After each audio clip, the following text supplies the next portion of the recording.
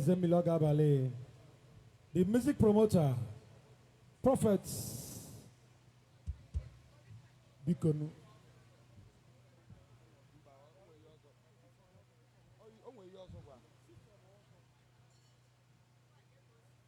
Because other sound we are going so.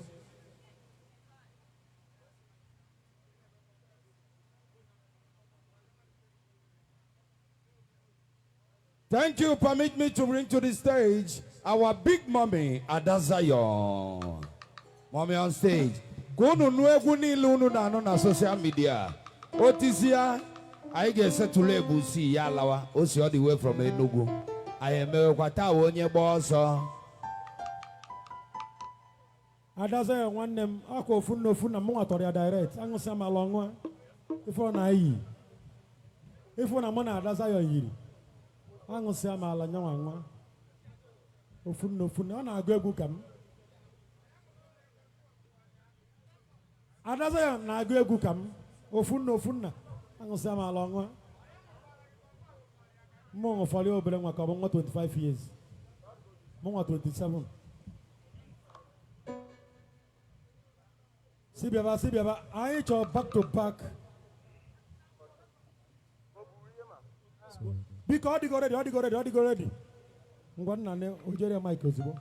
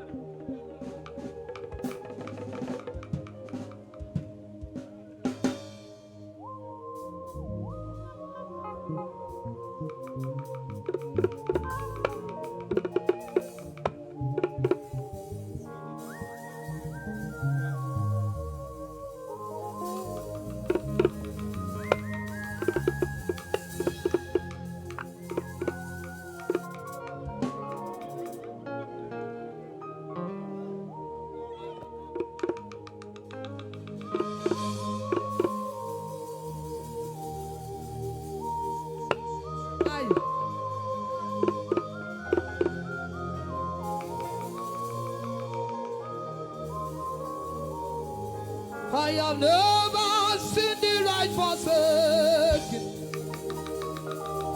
I see for bread.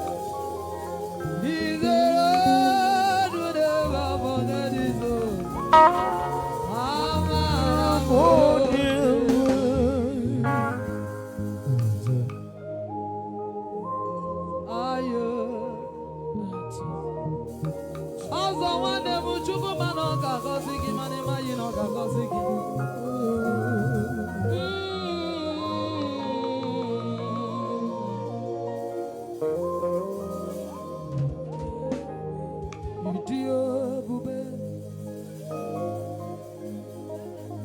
Him the only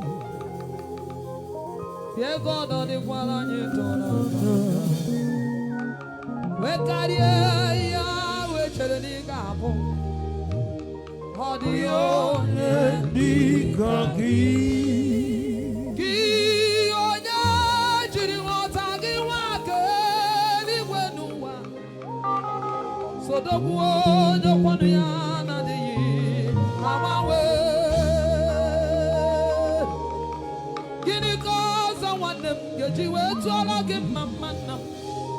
Ogini kogenye gonyalo ebube. Ya Buru ozuwo. onye ọrụ ama o. Onye ọrụ ọma. Onye ọrụ ama o. Onye ọrụ ọma. Onye mekiri kata na agba ụgbọ chimu tụọ chimu onye ọrụ ọma o. Onye ọrụ ọma ya. Onye mara ikuku bụrụ ikuku na dike. Ọdịnwa bụ Onye ọrụ ọma. onye nwe nle. Chineke nna m na nke igwe bịa Onye melu. akaja ụwa ịbụ onye ebele onye isi ezinụlọ ịbụ okpuru onye na-amaghị ekwu okwu otu ọbọsụ mbọ Chineke ọkwa gị nwa abaghị ọbara nke ido kwubiri n'ọnụ ya Onye melu. odogwu ma onye ọ ga-agọzi mana onye odogwu ga-agọzi amaghị ya ọnụnụ nne m na-anụ ọnụ ọkwụrụ ụgwọ isi di m ka di m nụọ m ọfụma onye amara ikuku bụrụ ikuku bịa jiri ikuku tiri ikuku naanị ike nna nke igwe nna m Onye melu. okwuru nwa ogbenye ọnụ ya aha eri nna m ukwu onye si n'ebe a na-egbe obayi ya wee bunye ọzọ elu ọzọ nwanne m ọ bụrụ mmadụ na ọ kara idepụ gị n'akwụkwọ na ọ bụrụ mmadụ na-eme eze ọ gaghị eru gị aka onye nwe Chineke gọziere gị sa eluigwe gọzie gị na nke igwe nna m ya bụ onye ebelu imela o ayabanana imela o nwaka mmụọ imela akaju ụwa niile Imela o. ịsọgbuola m ịsọgbuola nụ m ngalaba ji isi ụlọ ịsọgbuola nụ m ịsọgbuola m okoko obi ka obi dedo ọnwụ egwu the immortal God ọnụmanụ nne m o chetara onye ahụ echefuru echefu eze ndị eze m ijeọma chinyere na gị aka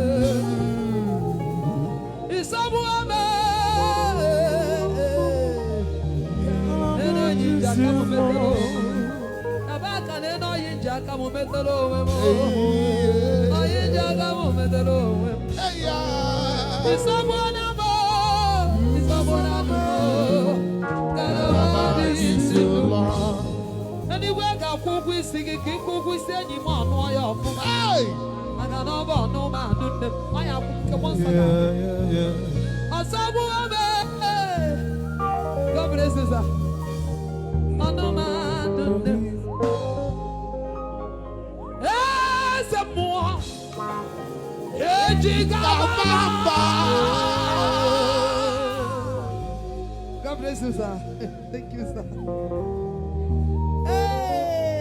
Chineke gọziwo eze nwame ejighị anya isi ụfọdụ na-ajụ anyị ihe kara anya obi na ọ bụ Jizọs ihe eji ama mba ihe ijeọma ji egori ihe eji eje bụ ojere bawelo na mba agwọlere agwọ na bebelo enyi Oketi.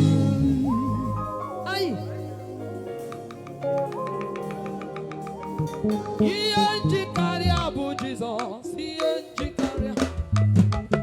njikarịa bụ Jizọs ihe njikarịa ya God bless you sir.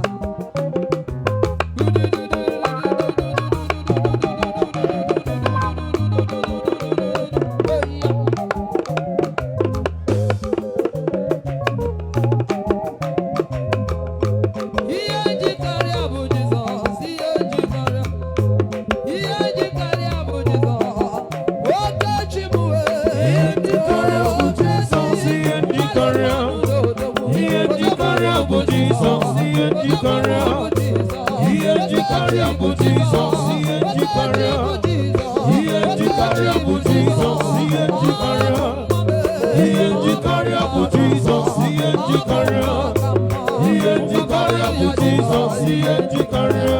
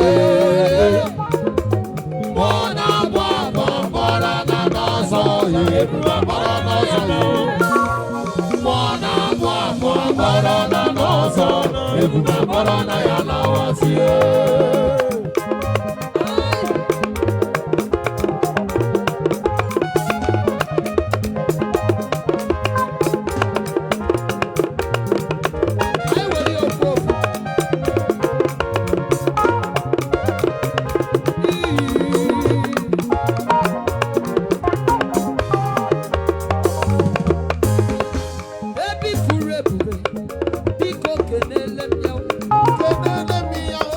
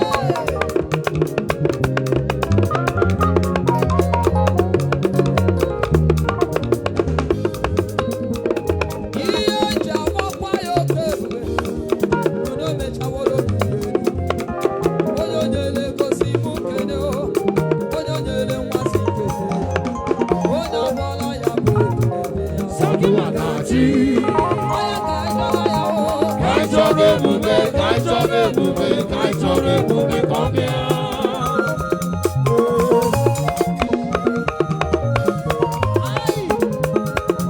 God bless you. Chimugoso. Ebube abịala o, ebube abịala o, ebube abịala o. Oke mmụọ. Oke mmụọ.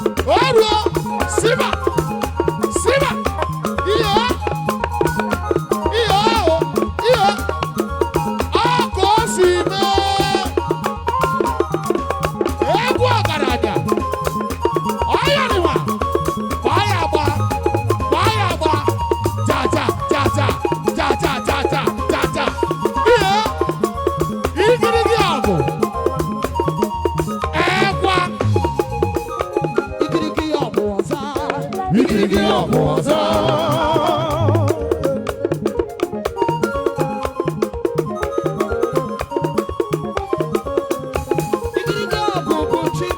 Igirigi ọgụ bụ Chibo. Ọkụ osi mee. Osubirilo. Bịawa ọzọ sando.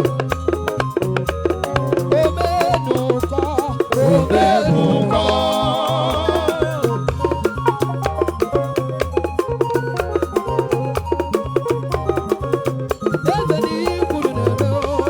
Ikwuru n'ebe.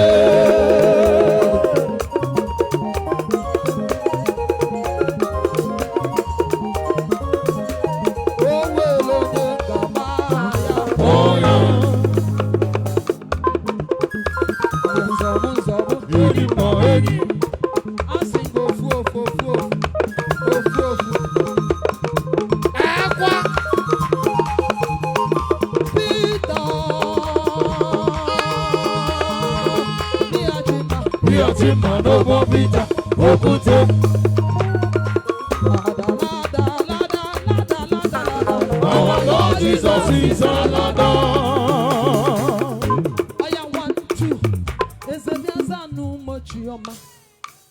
Chineke kenigwe zam.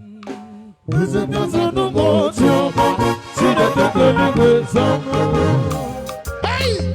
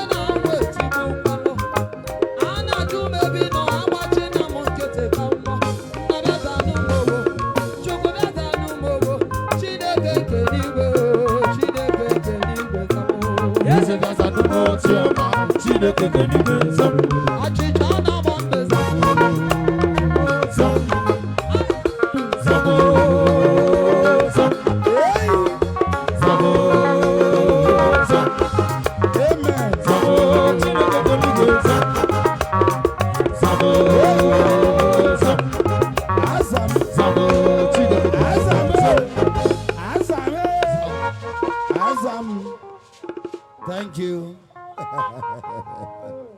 Mommy.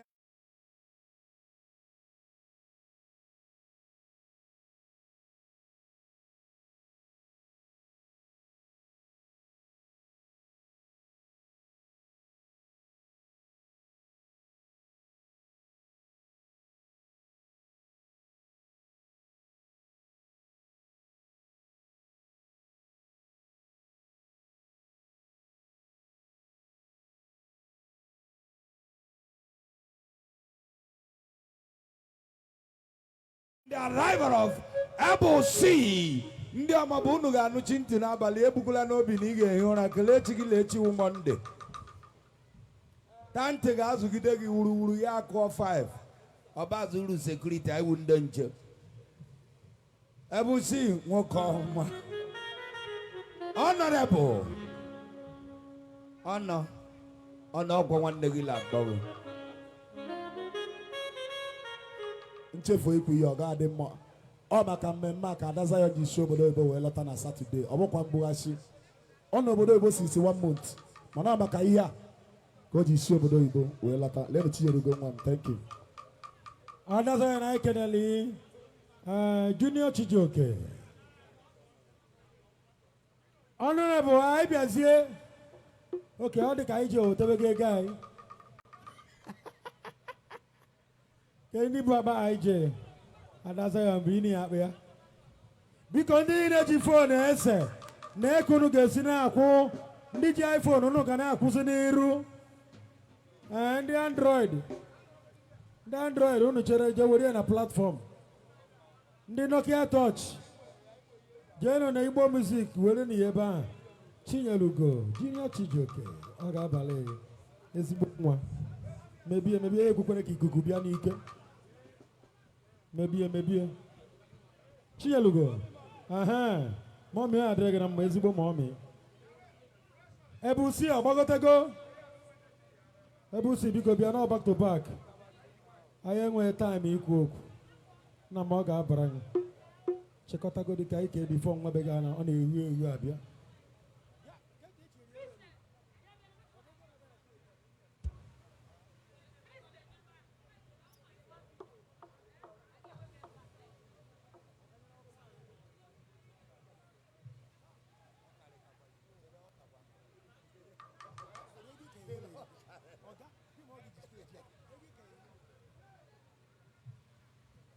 ihe akọwayo biko onye mebikwa n'ọzọ ihe biko nụ onwe onye mere ihe ya chefuo onu maka ọzọ ọ dịrọkwa mma onwe onye mere ihe ya chefuo onu maka ọzọ anyị mba o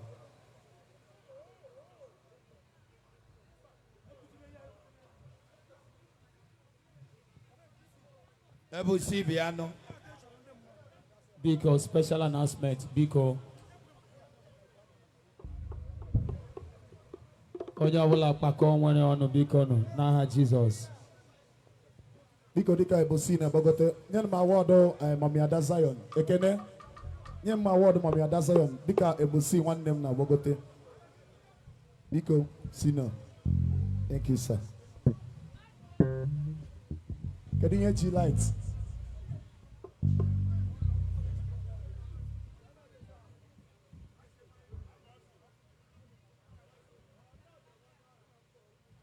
Sina brother biko bịa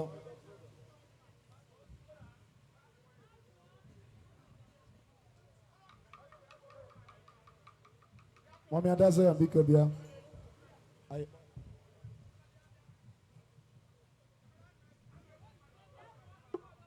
Kabaka kebe mami nọ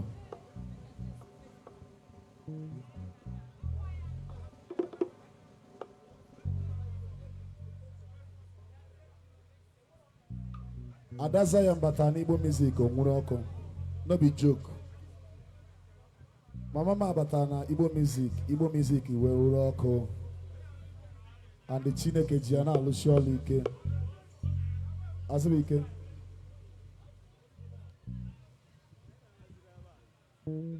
so senior brother okay mommy ịmana nne m bụ nke so ka enwa present the award to my sister, my spiritual mother, my adanne m nke ikpeazụ a maka ndị a na-amara enwe ya ahụ m ka iji na-agba ọgwụ ka eburu ya bịa chịrị na 29:30 maybe abịa Lagos ọ sị ka m bịa Lagos bịa zuo ike from next week jee a ma aga Lagos na Tuesday ka m jee zuo ike ihe esokwazi ngwa lọlọ biko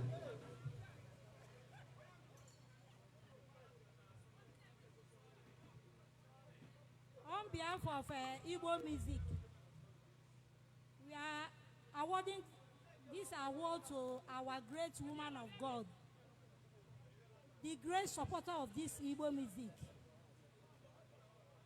the Adane of Ozo sound, the woman that have a heart of gold, the only one that go after God's heart. Giving you this award of recognition of your unwavering support in the brand and the dedication in the spiritual growth of this Igbo music. Our prayer is that God Almighty shall grant you your heart desire. In your ministry, you will excel. God Almighty will do that thing that no man can do in your life. Wherever you go, the God Almighty shall smile at you. We ask God to bless you and give you awesome testimonies. In Jesus' name.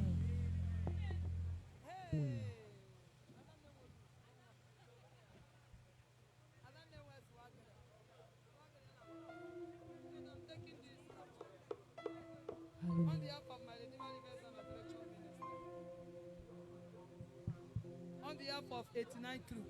89 crew na no kweva. Ona no kwaya.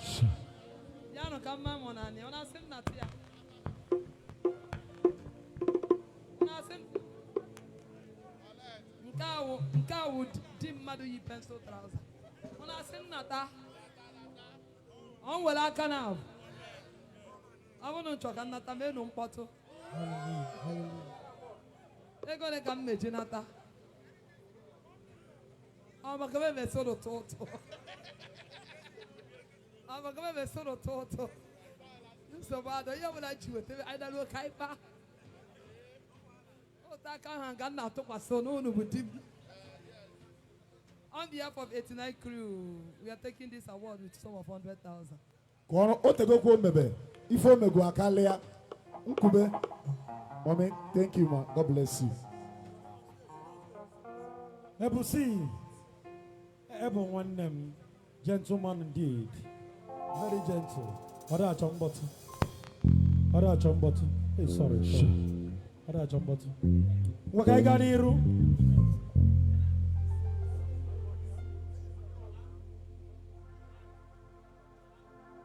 All right. Angoni tego kwe mmanya. Nekuzi hii si ke debo fuma. Angoni tego mmanya debuza hii so fuma. Debe wallet go fuma, phone go fuma. Debe wuje go fuma, ogbu ọsọ go. Ọ dị mba.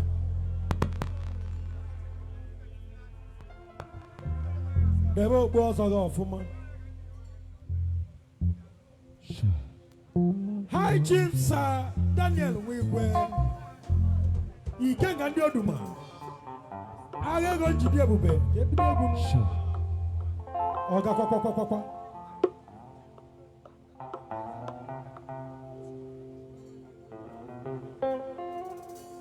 Ebusi on stage.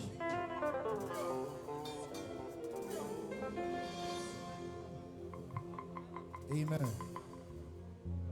Also, congratulations. You know, engineer, increase this volume. I don't have too much volume. Also, congratulations for this wonderful sound and stage that God has blessed you with. I want to assure you that this is just the beginning. When you started, you didn't know it would look like this. But see how far you have gone. And that means you will go further than this. We are still going to celebrate you, not only by sound. You will still build an edifice for music. And people will come and be blessed. Thank you for yielding to the instruction God called you and you answered. And He's always available to see you through. All that I need that thy hands has provided. Great is thy faithfulness, Lord, unto me. All that you needed his hands has provided. Great is thy faithfulness, Lord, unto me. Great is thy faithfulness. Great is thy faithfulness. Morning by morning, new mercies I see. All that I needed, thy hands has provided. Great is thy faithfulness, Lord. I love your voice. You have shown me so much mercies in darkest night. You are closer than any other. I've known you as a father. I've known you as a friend. And I have lived in the goodness of God. This song is for you. All my life you have been faithful. All my life you have been so good.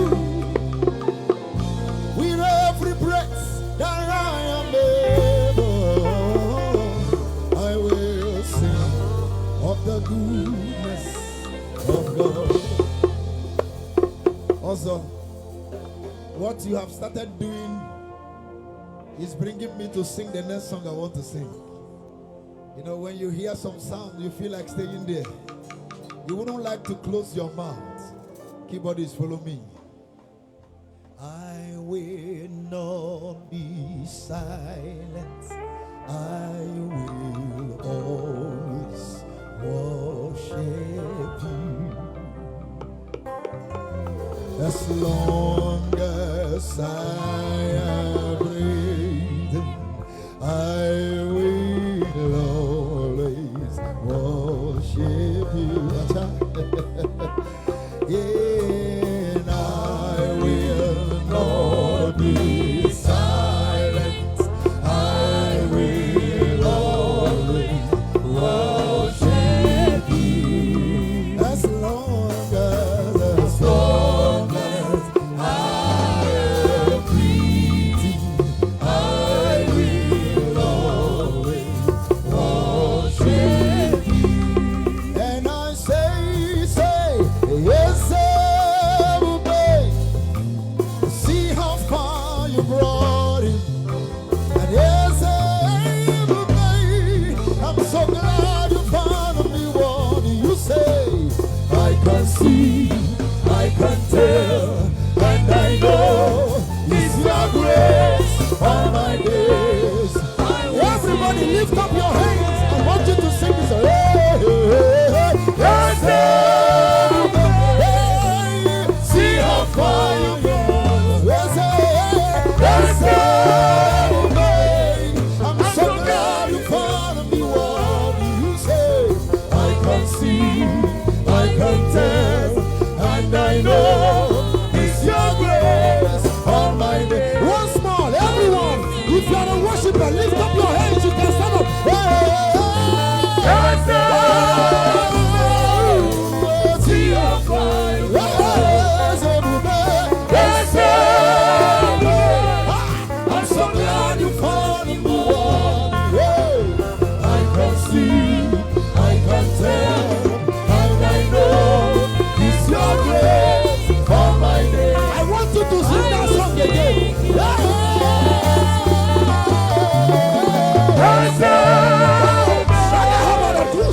see how far you go. Yes, oh my God, I'm so glad.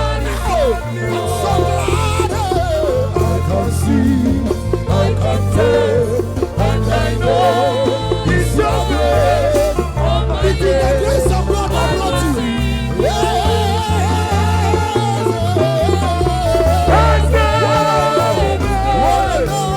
See how far you go.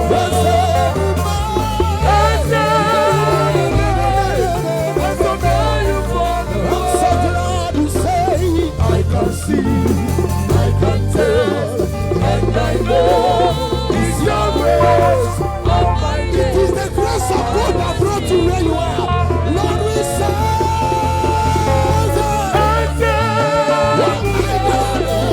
see how far you go.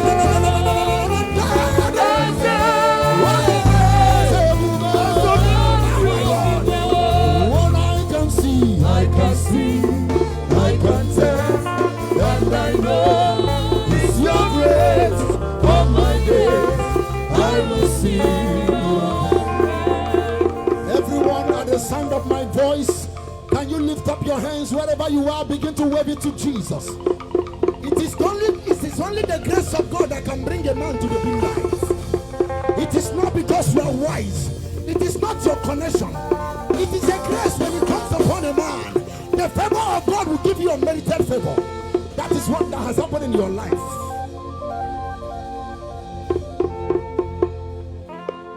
I came just to praise God for what He has done for you, because I understand it. I don't come to stage without having an understanding. It is the mercy of God that has done it, and we give Him all the glory. Imama chuku onwapugi koya ihu na nyaya kareregi na rota ndu konyeregi uwapugi nyegia Wakwasi otuto.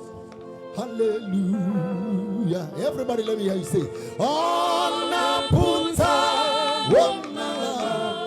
when he save you, you are free.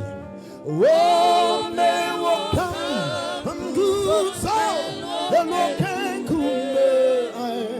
oh, see about no time.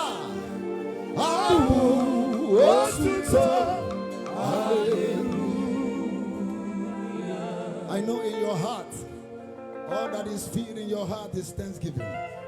And let me just sing one or two songs and then get out from this place.